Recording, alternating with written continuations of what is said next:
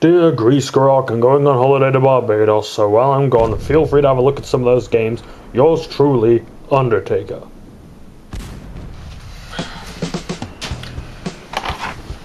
Duke Nukem, not a bad game. Duke Nukem, Time to Kill, yeah, nice mix of platforming and shooting, not. Duke Nukem, Land of the Babes. What's Undertaker doing with that? No, no, no, no, no, no, no, and no.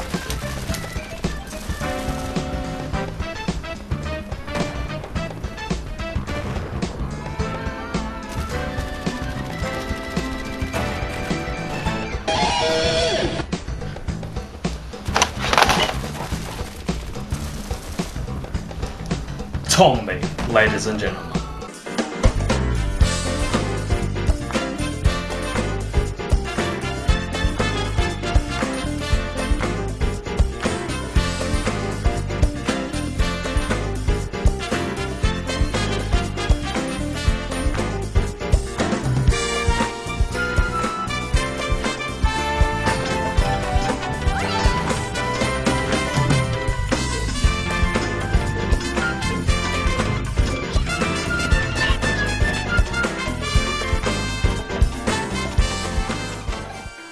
Just about anyone who played Tombi as a child when it came out probably remembers it well to this day. I was around 4 years old when this game came out in 1997, developed and published by Whoopee Camp.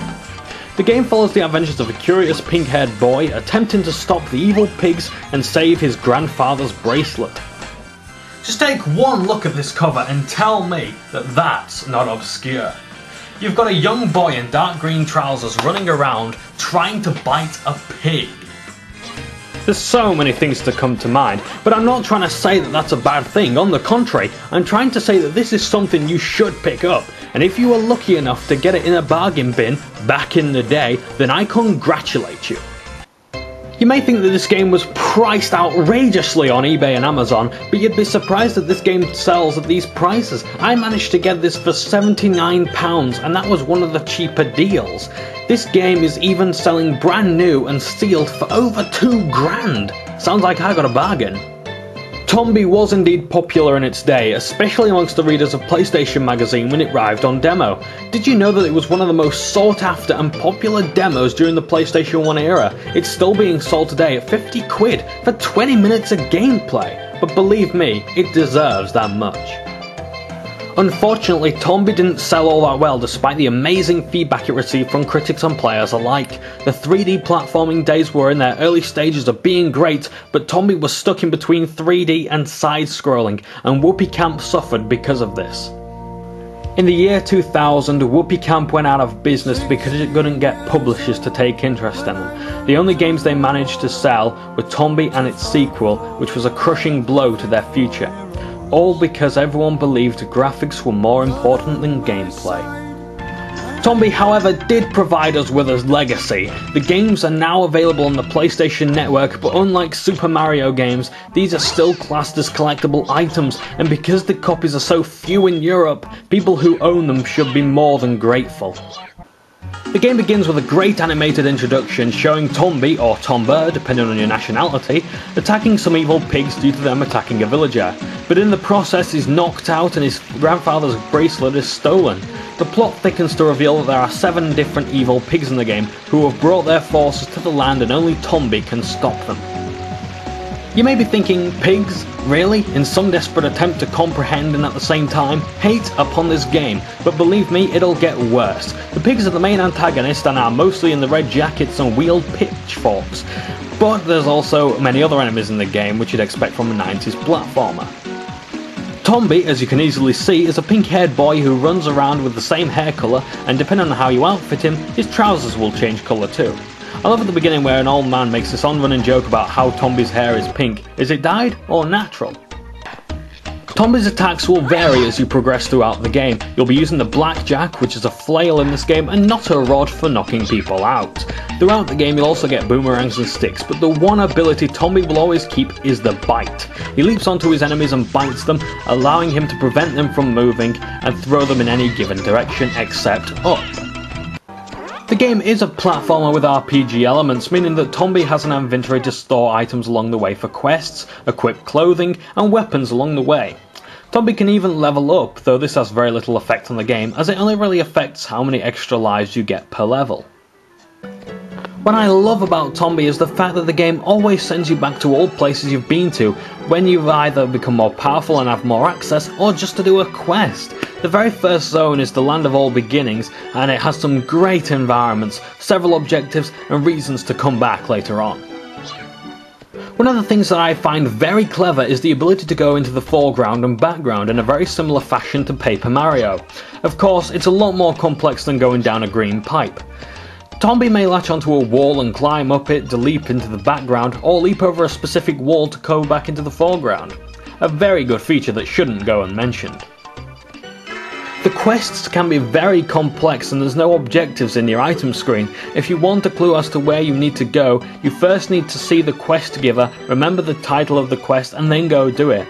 The quests are mostly the go here, fetch this, but you'll also be asked to take part in some bizarre puzzles. The main quests take you through the entire game's map, not allowing you to pass to another stage until you've done so much for a village and so forth. So a lot of the quests you pick up will be compulsory, and there's no way around it. You have to do the main quest or turn the game off. I'm not too big a fan of the "can't use this item here" text box every time you want to use a quest item. When that comes up, my blood pressure raises. In the first 20 minutes of the game you'll pick up butterflies, chicks, frogs, and a child, and you won't be able to use them anywhere unless you're at the exact spot. The game is made for children, but sometimes it has some unnecessary difficulty slopes. For example, while the camera isn't as bad as Croc Legend of the Gobbos, it's still hard to tell where you'll land after a drop. There's many pitfalls and spikes that are waiting to kill you below, but if it's an enemy, oh, you can just hump its back to death. Another complaint I have is the control scheme. Now, you can change it, but it takes a lot of getting used to on the default setting. Oh shit, there's an enemy coming. Okay, Greasy, you can do this. It's square. No, that's open square. No, that talk to people, dipshit. Come on, Greasy, he's getting close. Triangle. What? That's the read sign, isn't it? Oh, very clever. No, oh shit, he killed me. Fuck.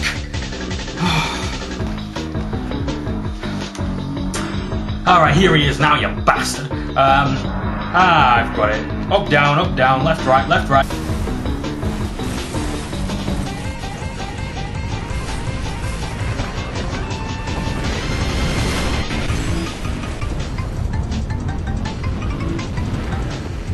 Greasy has used the self-destruct code from his fortress away from Fortress. We apologise if there's been any delay in the show. This bloody episode is sponsored by Yorkshire Airlines, because if it's outside Yorkshire, it ain't worth bloody visiting. As I was saying before, I was blown sky high once more in those bloody cutscenes from Medieval. The game can be very difficult. Now, moving on. I think I've exhausted Tombi of its gameplay features, so let's have a look at the visuals now. The first thing you'll love about the game is the animated cutscene at the beginning of the game, and you'll see them regularly throughout. These are great clips by WhoopiCamp, and I wish they were just ripped out of a Tombi TV show.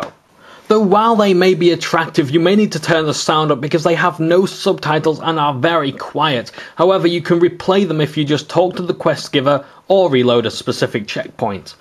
The environments are gorgeous and really bring out a side of fantasy that we've never seen before. Everything looks so wondrous and whisks the player away in a sense of curiosity, something that I only really felt in Spyro and the Elder Scrolls Oblivion, particularly the Shivering Isles expansion. And the enemies are... well, they're okay. I'm not saying they're generic and such, but the pigs that keep reappearing are just the same cut and paste models with different animations from time to time. But after a few weeks of not playing this, you'll want to get back into diving onto them and throwing them at trees. Finally, the soundtrack. The game has a soundtrack which can be compared to Rayman and Spyro the Dragon, and it's just as good as the two combined. Whoopee Camp once again succeeded on the nostalgiasm factor, as all the level music and the Tombi intro music comes back once more, a fitting soundtrack for an excellent children's RPG. Unfortunately, that's all there is for me today. However, before we go, let's just have a look at what we're left with. Tombi is a platform RPG, very similar to Pluck and Paper Mario, combining them and adding inventory and stat screens. We're given so many great features like leaping into the foreground and background, given items to equip and use, and we're even given quests in this game. You can expect 20 hours or more of gameplay, and that's great for an RPG of this era. However, the downside to all this is that the game is very rare and you'll have a very hard time finding it. Also, because of that, it'll be very expensive, so don't go paying huge amounts for a game you may think is okay or average. So now it's time for the final verdict. I give Tombi a whopping 9 out of 9 for its amazing gameplay features, gorgeous environments and a soundtrack you just want to make love to. It's aged well for a PS1 game and you're getting a lot of content for your money. Plus it's great for this generation's kids, so if you want to give them a go, that's fine, but you might be fighting over them for the controller. Now I was going to give this game a down mark for its lifespan and its unfair difficulty at times. However, it's not entirely bad. I mean, come on, it's not exactly Croc 2. So until the next time, I'm the Greasy Gamer, your #1 source for #2 games. Now if you'll excuse me, I've got to get a drink. And also if you've any requests or suggestions, please send them in and I'll review whatever you send me. Or at least I'll try to. Ta-ta for now.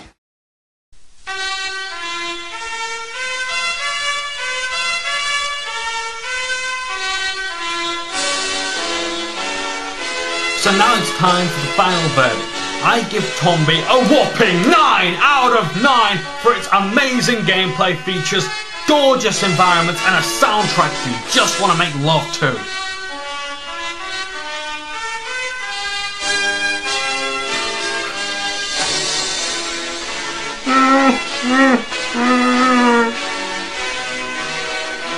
Making love to soundtracks.